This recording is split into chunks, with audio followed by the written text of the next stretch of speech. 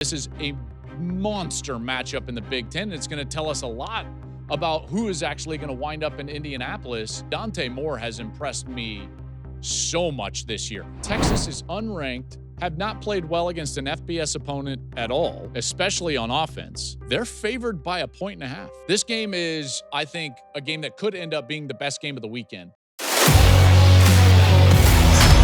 Touchdown. These fans are the best in the country. A day like today is why we love college football.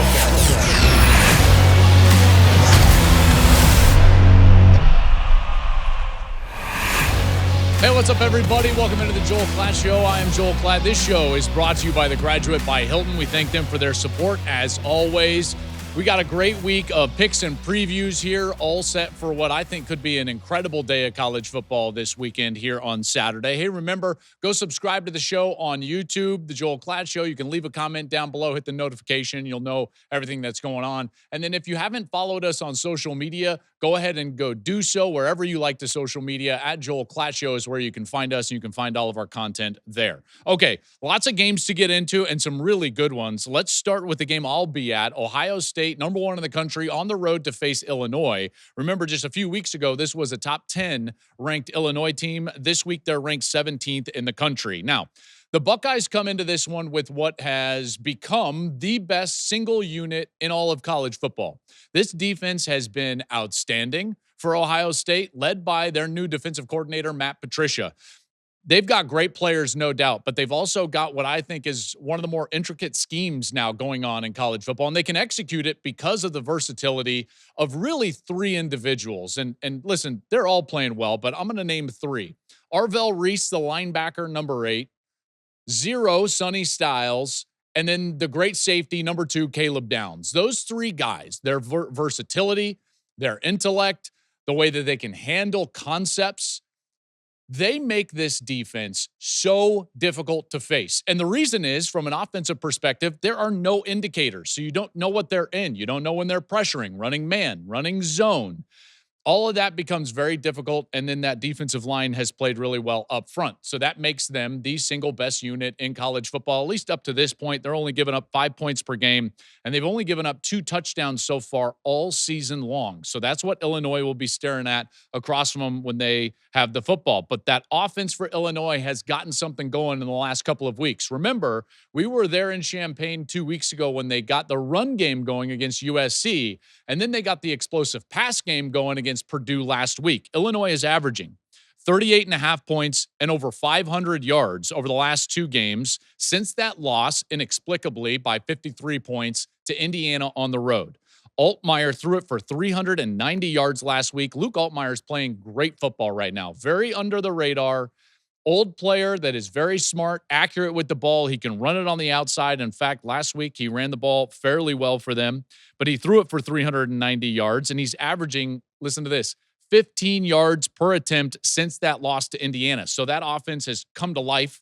They're the best in the nation over that span, and he hasn't turned the football over. So watch out for Altmaier to have a big day. His counterpart on the opposite side, Julian Sayin. Now, here's the thing for Julian Sayin, is that, yes, he's a young guy, and Ohio State has allowed him to develop slowly during the course of the year. You can do that when you got a great defense and you got great players around him. But as the season goes on, we're starting to see the reins of this offense, the aggressive nature of this offense start to pick up. Saw that in a big way last week against Minnesota when he was taking shots down the field, namely to Carnell Tate. You know they've got Jeremiah Smith on the opposite side. But Sayin is playing really well. His accuracy blows me away when I watch him on tape. He's on time and on target. There's no doubt. In fact, he's leading the country in completion percentage at this point. You can't just focus on Jeremiah Smith, even though he's the best player in college football, because on the other side, likely first-round pick Carnell Tate torched Minnesota a week ago. He had 9 grabs for 183 yards and a touchdown. So again, there's not much you can do defensively to try to take away the best player, because Ohio State can hurt you in other areas. And oh, by the way, their run game has been very good. Sayin has played great this season, and I'm looking forward to see where his ceiling goes the rest of the season. That's going to be a good ball game. Ohio State at Illinois. That one's on Saturday. Big noon kickoff is going to be there. Big noon Saturday. Gus, Ginny, and I will have the call. Next ball game, also in the Big Ten. Indiana, top 10 matchup on the road at Oregon. Indiana is 7th in the country. Oregon is number 3 in the country. And Oregon is favored by 7.5 in this football game. And listen, there's a reason. Oregon is an excellent team. It feels like, even though we've been talking about, and I have more specifically been talking about the parity in college football, it does seem like through about the first half of the regular season, 3 teams are starting to separate themselves out. Ohio State being one of them. They're ranked number 1. Miami is another one. And Oregon. Oregon is an excellent team, and this is a monster matchup in the Big Ten. It's going to tell us a lot about who is actually going to wind up in Indianapolis in that Big Ten championship game. Let's look at Indiana first. Fernando Mendoza, their quarterback, has been excellent.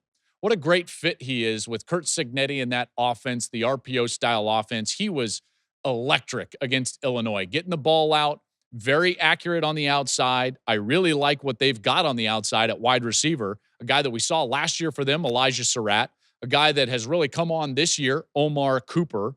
They've been fantastic, and now they go up against what will become their biggest test. Now, Iowa came after Mendoza last week. Indiana was able to get that win, but they blitzed him on about 66, almost 70% of his passes, and they were able to get to him and hit him, disrupt him a little bit. That's one of the reasons Iowa was able to stay close in that game until late in that ball game. My question would then just be, how do they protect Mendoza? Because Oregon's pass rush is very good. The defensive line played excellent against Penn State. They've obviously had the bye week. Now they're getting themselves ready to go and ramp up to play this home game. One thing for Indiana is, can they run the football? If you can't run the football and you become one-dimensional on the road against that pass rush, it's not going to end well. It's not going to end well. So they've got to establish the run game early in the first quarter in order for the RPO to be as effective as it needs to be. Now, on the flip side, you take a look at this Oregon offense, and Dante Moore has impressed me so much this year. His poise at Penn State, his playmaking ability, his arm talent, all of it, he's been one of the better players in the country. He would certainly be a Heisman finalist if I were voting right now. He's only been sacked one time, so the offensive line, which was rebuilt through the transfer portal, has performed really well. Now, I know that there was a lot of talk about, getting away with a holding here and there against Penn State, and that's just the way it's going to be every single week in college football. There's never going to be a ton of consistency as it relates to officiating. So I'm not going to weigh too much into that. What I am going to look at is the fact that this guy, Dante Moore, is excellent. They've got an electric, true freshman running back in De'Aaron Hill and a dominant offensive line. There's a chance that they could really own the line of scrimmage, even though Indiana, as we saw when they played Illinois, got after it up front. And that defense put a lot of pressure on Luke Altmaier, sacked him, I believe it was 7 times that night. And that could be a great matchup for Indiana, but they've got to get to him, Those are the 2 biggest keys for Indiana. Going on the road, we know they've been a great home team. Okay, they've taken care of business at home really the last couple of years. What we haven't seen them is go in a matchup game on the road and play their best football. We didn't see it last year at Ohio State, and we certainly didn't see that last year in the CFP against Notre Dame. So do we see that now? Is that the next step for Curt Cignetti and this group? 2 things that they've got to do in order to play well and be in this football game is run it on offense, and they've got to rush the passer effectively with their defense. Now, it's a 7.5-point spread. Oregon's 41-1 in their last 42 home games. Last loss was to the 2022 Penix team from Washington. I think, and this was difficult for me, I think Oregon, just because of their mentality and being at home, I think they cover the 7.5. I know that's a big number, but I'm thinking at a 31-21 style of game here, maybe a late score from Oregon. So I'll take Oregon to cover the 7.5. I think they beat Indiana up in Eugene. Red River, this should be a great game. My goodness. You got Texas coming in off of that loss. They're unranked versus a top 10, number 6 ranked OU team with all this life and energy, in particular surrounding their defense. We'll see about the quarterback, and I'll get to that in a moment. But first, Texas is unranked, have not played well against an FBS opponent at all, especially on offense. They're favored by 1.5. That's interesting to me because when I first looked at this game, I never look at the line and I just say like, well, what would the line be like for me? And I would say like, oh, OU 3.5. And I'm like, well, that's a 4-point difference. That's a huge difference. Now, as of right now, so I'm recording this on Wednesday, as you know. This is when I record this episode. And Oklahoma has kept it really close to the vest as it relates to Mateer's availability. All right, John Mateer is their heart and soul on offense. 17 days from surgery is when this game is going to be played on that throwing hand. He has been throwing the football early in the week, but as Brent Venables said in one of his press conferences, he has not done any good-on-good work. So my question would just be about, like, effectiveness. You know, how well could he play even if he does get healthy enough to play? That's a question. That's absolutely a question mark. Now, if he's back out there, they might need to put up a couple more statues out there for the Chipotle rumor guy. Maybe Dr. Shin gets a statue outside. Oh, they got all sorts of statues. So it's like maybe some statues. Remember the Chipotle guy? He's the one that started this rumor. He's like, hey, I saw John Mateer at Chipotle. He told me he's coming back for Red River. Snaps a picture, puts it on, what was it, Instagram? The snappy chat, whatever it is. I don't know, guys. I'm 43. So whatever. He posts it on the line, as Vince Vaughn would say. And all of a sudden now it's a question about whether John Mateer is going to come back for Red River. Maybe that guy needs a statue. Now, in the game, I do expect this game to be somewhat low scoring because I do think both of these defenses are good defenses, even though Texas did not play well defensively last week against Florida. We know OU is a very good defense. Statistically, they're the second best defense in America. Offensively for OU, they're going to be taking in, if it's not Mateer, their backup quarterback, Michael Hawkins. He got the start last week against Kent State, played pretty well, and he won't be going into this one cold because not only did he get that start against Kent State, but he also started Red River a year ago. Now, that didn't go well. Yeah, I mean, he got the start in Red River a year ago. He's not going to be surprised by that environment. I think that that's a big deal because that's one of the more unique environments in college football. The Texas defense allowing 29 last week to Florida was a bit jarring. I thought that they were better than that. Their top corner, Malik Muhammad, his status is still uncertain in this ball game. But the real key in this game is actually for me the OU defense, and it's what's going on or not going on for Texas offensively. What we have not seen at all season is this Texas offense, Arch Manning, the offensive line, play well against an FBS opponent. There's no evidence.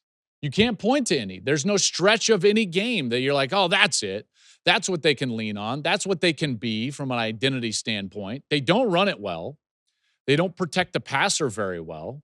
Arch has really struggled when and if they do protect the passer. So there's nothing to lean on that would suggest, other than the logo on their helmet and the name of their head coach, that all of a sudden they're going to turn it around and play really well offensively. That's just the case, in particular against a team like OU. See, I actually think Florida's really good defensively. I don't want to take anything away from Florida. That's a good defense. I think OU's defense is probably better than Florida, certainly up front. And when they're not protecting well, you look at this and it's like Arch was under pressure 60% of his dropbacks. He was sacked 6 times.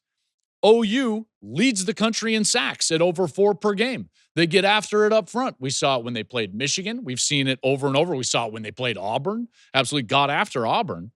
So, like, what leads us to believe that all of a sudden that's going to change?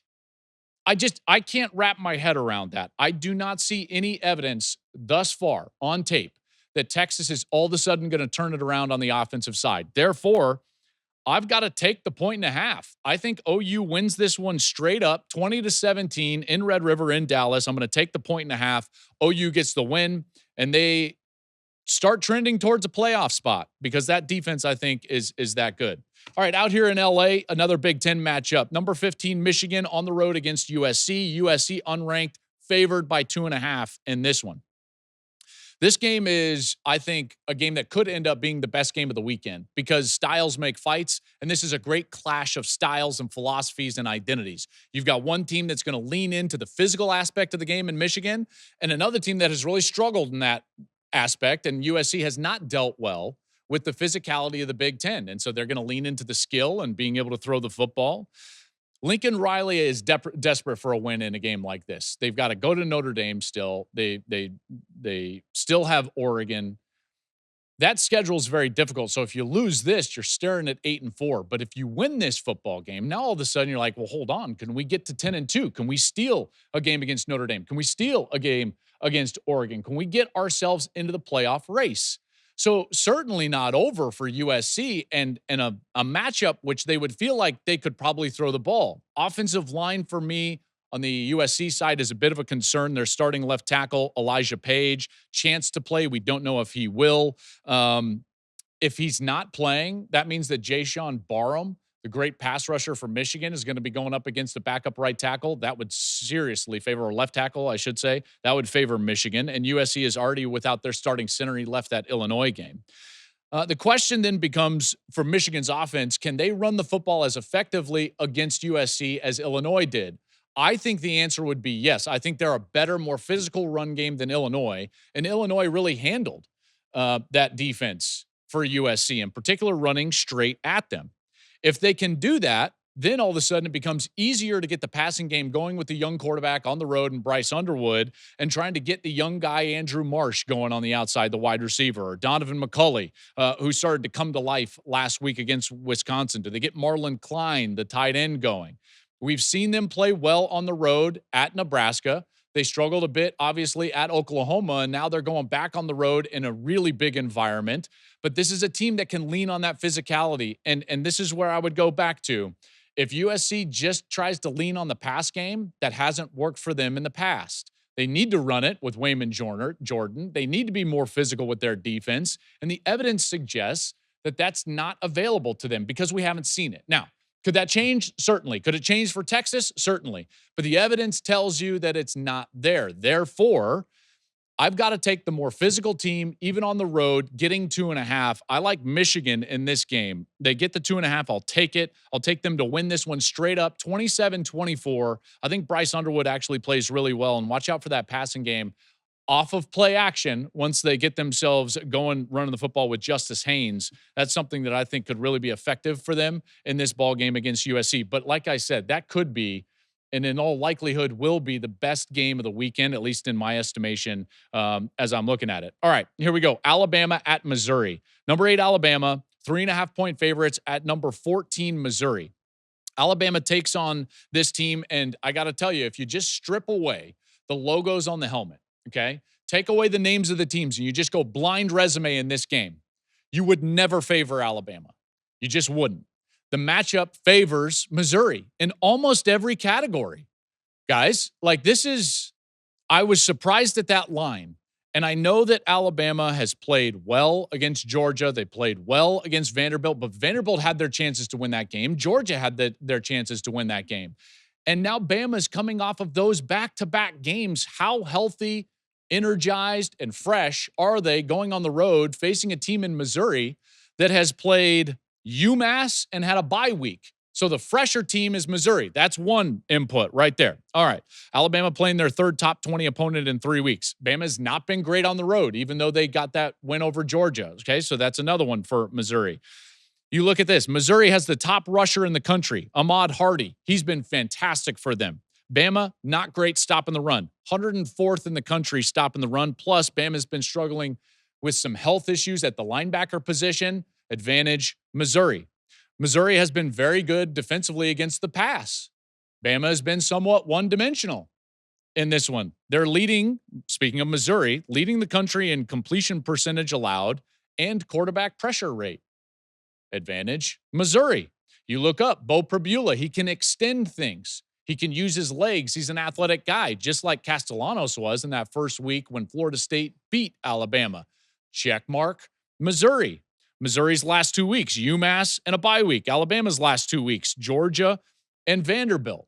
Check, Missouri. You think about this, and I've been warning about this with Alabama. Alabama is somewhat one-dimensional throwing the football, and they're going to come up against a team, and it might be this week against Missouri, where all of a sudden Ty Simpson is under duress. All of a sudden, that passing game cannot be as efficient and as effective as it has been in other weeks. And then where do you go?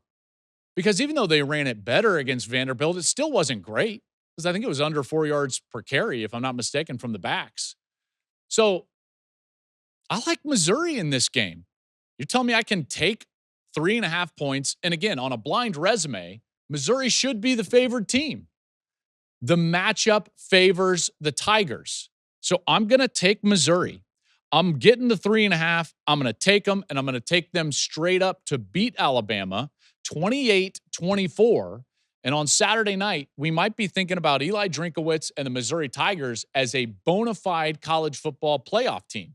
That conference is wild. It's very deep. I don't think it's great at the top. And I think this line is bumping Alabama towards great. And I don't think they are. I think that they're one-dimensional, and this matchup favors the Missouri Tigers. Hey, Klatt Show fans, it's time to get out and do something fun, whether it's catching a game, seeing a concert, or attending another live event. So I want to give the sponsor of today's episode, SeatGeek, a massive shout out. With over 35 million downloads, SeatGeek is the #1 rated ticketing app.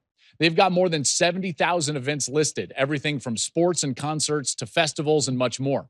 We're in the thick of college football, the NFL season, MLB playoffs, all are going on. Our team at Joel Klatt Show, we use SeatGeek for all of it. It's quick, it's easy, and you know you're getting a good deal. SeatGeek has your back.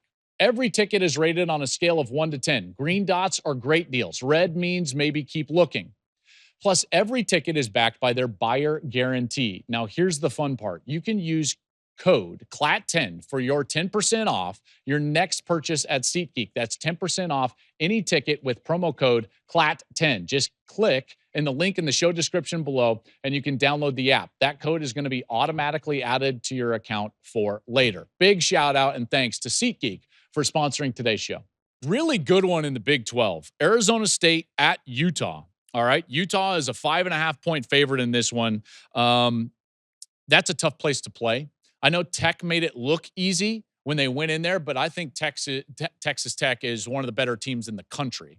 All right. And specifically because they were so good at the line of scrimmage, and more in particular on their defensive side. That defensive line was excellent. I don't think Arizona State has the same level of defensive line play that Texas Tech is going to throw out there, which means, in my estimation, Utah is going to be able to run the football. If they can run the football, then they control the tempo and the pace of the game. If they control the tempo and the pace in the game, guess what happens? They protect their defense. What happens when you protect their defense? They can play fresh, and they can play that aggressive man-style coverage that gives offense fits. I think that's what's going to take place in this one. I think winning at Utah is hard. Tech made it look easy, and Utah is going to get back to that. Arizona State has won their last 2, but only by 3 points each. Baylor and TCU. So it hasn't been dominant. Sam Leavitt always going to give them a chance. And I don't want to discredit Arizona State. I think Dillingham has been fantastic there. I like Sam Leavitt a lot. Jordan Tyson on the outside, he's been good. Leavitt's been running it for about 60 yards per game over the last 3 games. That could come out to be a factor. There's no doubt, in particular with the man coverage that Utah likes to run on the defensive side. But I think this comes down to Utah's mentality, their physicality with their offensive line. They were embarrassed with the way their offensive line played against Texas Tech. Now it's another chance against a good team in Arizona State, won the league a year ago, and they can come out and make a statement, put themselves back in to not only the top 25, but get themselves back into the conversation to go play for a Big 12 title and maybe for a berth in the college football playoff. Arizona State is missing a few guys on their defense, including their starting defensive tackle and a safety. If you're not good right down the middle, it's going to be difficult to stop the run. So Devin Dampier in that run game behind that offensive line, again, if they control the pace and tempo of the game, that sets up for Kyle Whittingham to get a home victory with Utah over Arizona State. Utah, 5.5 point favorites.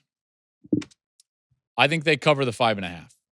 I'm going to take Utah in this one at home in Salt Lake. I think they win this one 27-20. I think they cover the 5.5. I didn't like that number. I got to say, I was really hoping it was going to be like 2.5, 3.5. And then I'd be like, okay, I like that. 5.5, I was like, oh.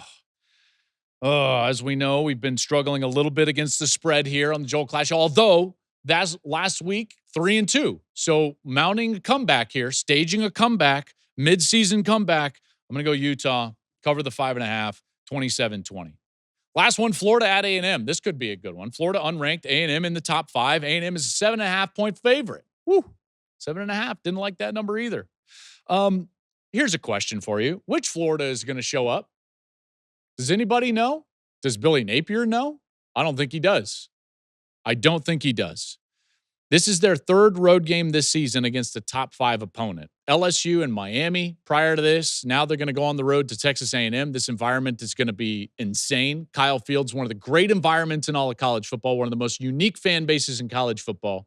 It is a scene, and I love it. Loved playing there, by the way. Gosh, that was fun. That was fun. Again, unique college football-esque. And Florida did not play well in those 2 games, LSU and Miami. In particular on the offensive side. What'd they score? 7 points and 10 in those 2 games? I know they played well against Texas last week, and I get it. And they're a talented team. But if they don't create splash plays on offense, I don't love their ability to just drive the field against A&M, which has all of a sudden played great defensive football, in particular on third down.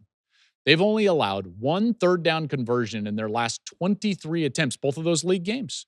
So you're going to tell me that Florida is all of a sudden going to turn it on and play great on the road, which we haven't seen before. I know they played good last week, or well last week, I should say. Part of that was they got a true freshman wide receiver back into the lineup, Dallas Wilson, and he was very good. But again, I think A&M has got something to them. They've won games now in several different fashions, which, as you know, if you listen to this program, I love the idea of balance and the idea of being able to lean on different elements of your team to win football games. And that's what I think Texas A&M has. We saw them lean on the pass game with Marcel Reed against Notre Dame on a win in South Bend. We've seen them lean on the defense and get big wins at home. Last week, we saw them run it for nearly 300 yards against Mississippi State. So now you're showing me that you've got everything in the bag, right? You've got every shot.